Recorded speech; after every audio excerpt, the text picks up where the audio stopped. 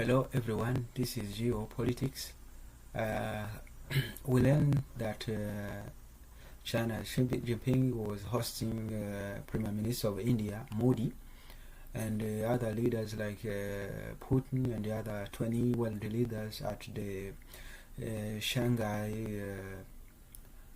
Cooperation Organization, the SCO Summit. This was held in Tianjin. There is a region in Tianjin. That region is very close to Beijing. It's a very nice city. China is a very big country and a highly populated country with many technology. The country is highly innovative. They renovate things and they create great things. They are creative, and I don't know what I can say, but it's very developed by now. I was surprised when I saw the city of Tianjin. That's where the meeting was held, and this meeting was about security, trade, economic, and bilateral agreement between Modi and China. They say that they're going to solve the border issue because China and India have disputes on the borders. So this meeting was like because Modi has not been in China for 7 years, so he has got this opportunity to meet with Modi, with the Chinese president. But they also discussed the world order. They want to change the world order. They don't want the US to be the dominant power of the world. So they discussed that topic too. They also discussed about Afghanistan, the conflict and the situation in Afghanistan. They talked about how to solve that situation. They also had discussion about the war in Ukraine. So there are a lot of things they talked about there, and it was interesting because these are the people who are leading the world in terms of population. They are the most populated part of the world, Asia. When you see China and India, they both have almost 3 billion population. Those two countries, if you add the population of Russia, it's very astonishing to see.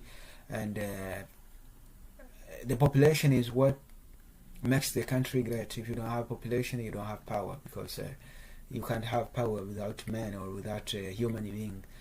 That's why these countries are very strong, and that's why they want to change the world order. And that's why I like President Donald Trump and his decision that he was making about making America great again, because if America is not great, we who live in the West will have difficulties, because these countries, I don't know how they will treat us, but that is the reality. We have to be strong, and we have to think of making the West strong, because I don't know if China and Russia and India and North Korea lead the world. I don't know where we're going to be. So that's what is happening there, and these guys are talking about this issue so much, and they are meeting every month. That if they don't meet on SCO Summit, they meet in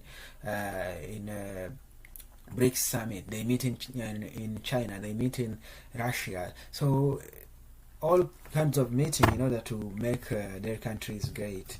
And here in the United States, the White House is trying to do something to resolve the baby bust. President Trump has dubbed himself the fertilization president, and he's proposing incentives to encourage a baby boom. Tara Mergenerick reports. Agenda of this meeting, the discussion centered on 3 main pillars: security, economic cooperation, and humanitarian issues. Key decision points and outcomes: security and geopoliticals, counter-terrorism and stability. A primary focus of the SCO is to combat the 3 evils of terrorism, separatism, and extremism. Discussions at the summit aim to strengthen cooperation and found common ground on these issues. Regional and global conflicts. Leaders discussed various geopolitical issues, including the war in Ukraine and the situation in Gaza. The summit served as the platform for member states to compare notes and present a collective vision for a post-American-led international order. You see, post-American-led international order. So this is not a good thing to see for us who live in the West. So if America is not leading the world, who is going to lead? It means China, and we don't know how China is going to lead the world. You see, they are. I don't know how to qualify them. You know, I'm a journalist. I don't discriminate. I don't have party, and I don't have any president that I support. But we have to tell the truth. We don't know how it's going to be. We don't know how the change can be. And we should not expect that it's going to be good or bad. We don't know. Afghanistan. The situation in Afghanistan, which has observer status in the SCO, was a key topic. Members are working to find a unified approach to dealing with the Taliban government and ensuring stability in the region. I mean, there is no stability in Afghanistan anymore, because women there are not allowed to go to school. They are not allowed to even to be seen in public. They don't work. So the Taliban has taken all the power of women away. So Taliban is not really funny. They are very tough when it comes to women. Economic cooperation, the trade and connectivity. Central theme was economic integration with a focus on trade facilitation and developing transport corridors. The goal is to align national projects with China's Belt and Road Initiative, BRI, to enhance connectivity across the region. SCO Development Bank. They even talked about creating another bank. They want to create a BRIC bank, and now they want to create another SCO bank. You know, a major proposal under discussion was the creation of a SCO Development Bank. This new financial institution would be modeled on the BRICS New Development Bank and will aim to promote settlements in national currencies, thereby reducing reliance on the US dollar. Everything they want is anti the US. That is not good. Because if you take the US away, it means you want the world to get in chaos. Technology and energy. Summit's agenda also included discussions on cooperation, emerging fields like the digital economy, green development, and renewable energy. The Tianjin Declaration, expected to be adopted after the summit, will prioritize these areas. Bilateral meeting and other highlights. India and China relations. Highlights.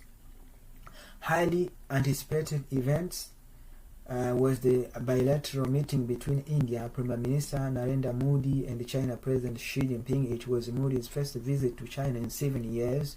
They reportedly discussed border management, trade deficits, and other revenues to normalize relations that have been strained since the 2020 border clashes. Russia's role.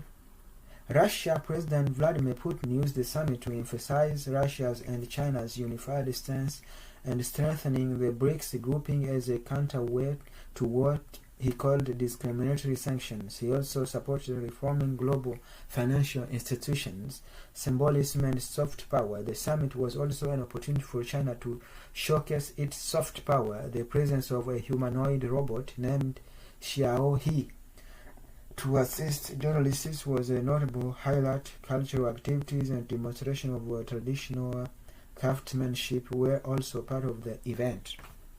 So it was a meeting that was anti the West, but also they discussed their development after the US-led world order. So these countries are very, you know what I can say, but not easy to deal with.